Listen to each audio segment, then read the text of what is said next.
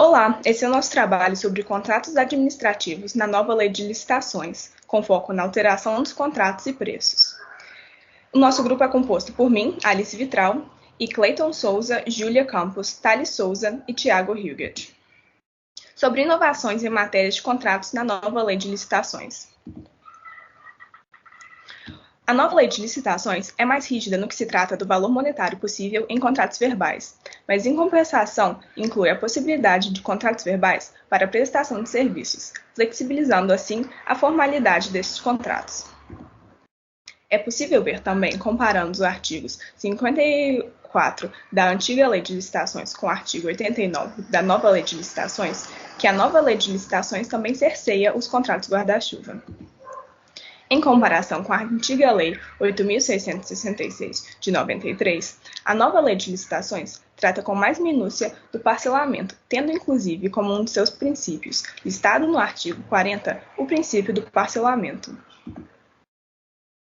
A nova Lei de Licitações também tem como um de seus princípios, enumerados em seu artigo 5º, o princípio do planejamento. Nesse contexto, a lei apresenta um plano de contratações anual, instrumento de gestão já adotado na administração federal direta, autárquica e funcional, não regulamentado dentro da antiga lei de licitações.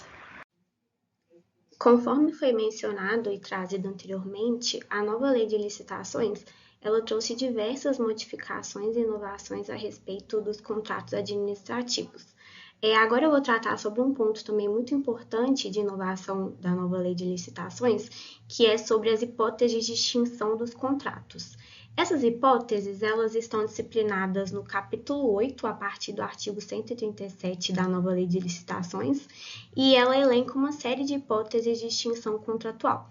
Mas o ponto de inovação aqui, que vamos dar ênfase, é sobre a previsão de extinção unilateral por parte da contratada. A partir do parágrafo 2º, nós temos elencados quais são essas hipóteses de extinção unilateral pelo contratado. Então, por exemplo, a suspensão da execução do contrato por ordem da administração por prazo superior a 3 meses, o atraso superior a 2 meses sobre o pagamento, enfim, de uma maneira geral, os contratos administrativos, eles são extintos quando são cumpridas as cláusulas pactuadas ou pelo decurso do prazo de vigência. No entanto, a nova lei de licitações ela confere um tratamento mais rigoroso e mais amplo dessas possibilidades de extinção por parte do contratado quando o inadimplemento é por parte da administração.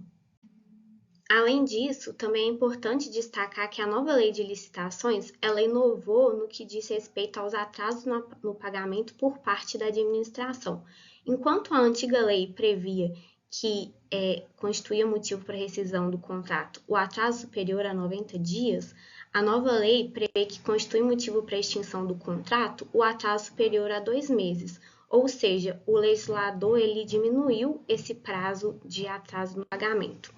De uma maneira geral, é sabido que um dos principais motivos para afastar os licitantes era justamente essa demora no pagamento que muitas vezes acontece.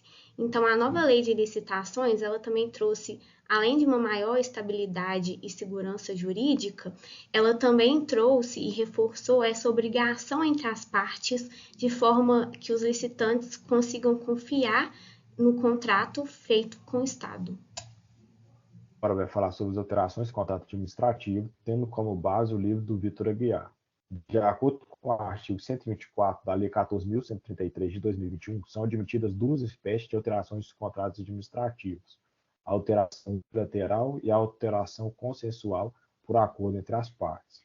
Na alteração unilateral, a gente pode falar em uma espécie qualitativa, quando houver modificação do projeto ou das especificações para uma melhor adequação técnica objetivo, e uma espécie quantitativa, quando for necessária a modificação do valor contratual, em decorrência de um acréscimo ou diminuição quantitativa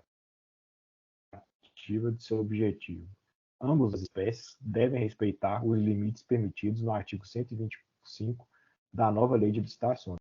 O cálculo dos limites percentuais nas alterações quantitativas é feita com base no valor inicial do contrato, sem acréscimos advindos de prorrogações.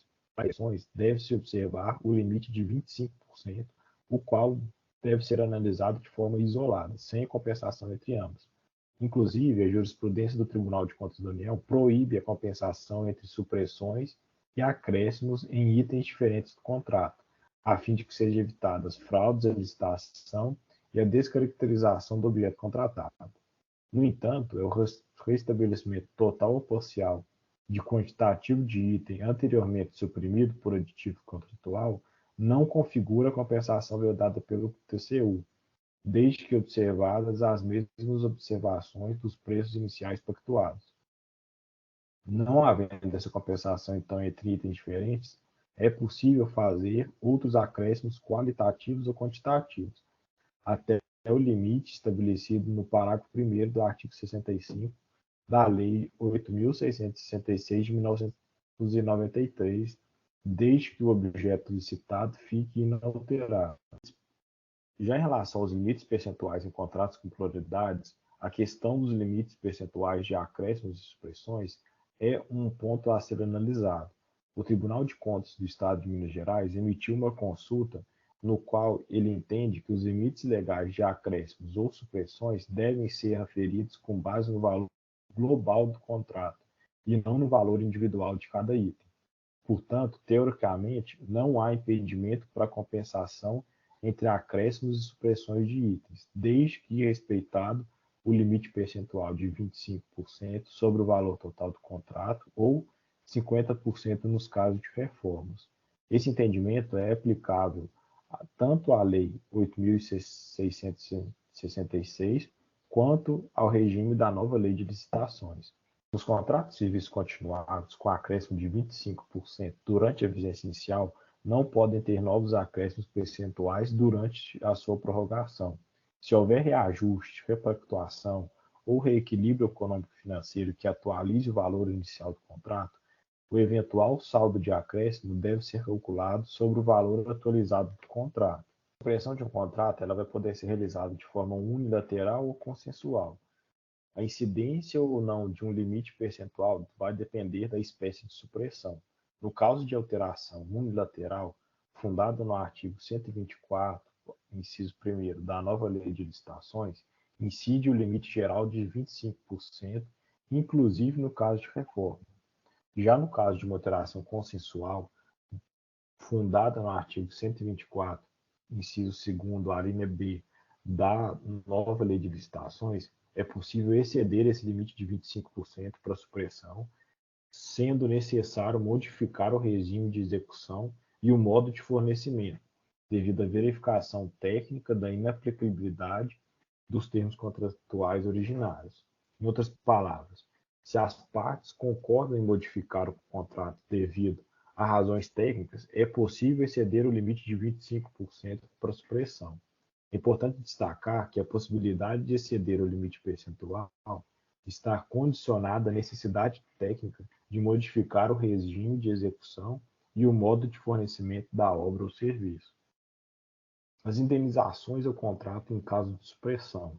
No caso de supressão de obras, bens ou serviços em contratos, o artigo 129 da nova lei estabelece o seguinte: tratado já adquiriu os materiais e os colocou no local do trabalho e ocorrer uma possível supressão, a administração deve pagar pelos custos de aquisição regularmente comprovados e monetariamente reajustados. É importante ressaltar que o pagamento deve ser feito pela administração em face dos custos de aquisição regularmente comprovados.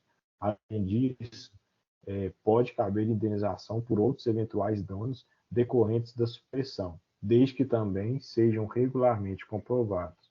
Qualitativas dos contratos, os limites para as alterações qualitativas unilaterais seguem os mesmos limites percentuais de incidência das alterações quantitativas, no inciso 1º do artigo 124 da NLL. Quando for necessária a alteração contratual, admite-se excepcionalmente o extrapolamento dos limites percentuais de acréscimo, quando as consequências da rescisão contratual, seguida de nova licitação e contratação, forem gravíssimas ao interesse público primário. A possibilidade de alteração do objeto contratado é manifestação balizada da doutrina que é possível a substituição do produto no curso de execução contratual, em decorrência de questões técnicas, como a descontinuidade da produção ou a impossibilidade da entrega do objeto ofertado, por razões que extrapolem o previsto no contrato. Os pressupostos jurídicos e fáticos para tal são, primeiro, processo administrativo para que a contratada comprove de forma robusta a inviabilidade da entrega do objeto especificado e comprove a equivalência ou superioridade técnica e operacional do novo produto, a equivalência de preço, a não afetação das condições essenciais do contrato, essência ou caracterização do objeto mantida, e a deliberação com fundamento no interesse público e na ocorrência de força maior devidamente caracterizada acerca dessa substituição. E, ao fim, a assinatura de termo de aditamento por mútuo acordo entre as partes, com fundamento no artigo 124, inciso 2, b, a linha B.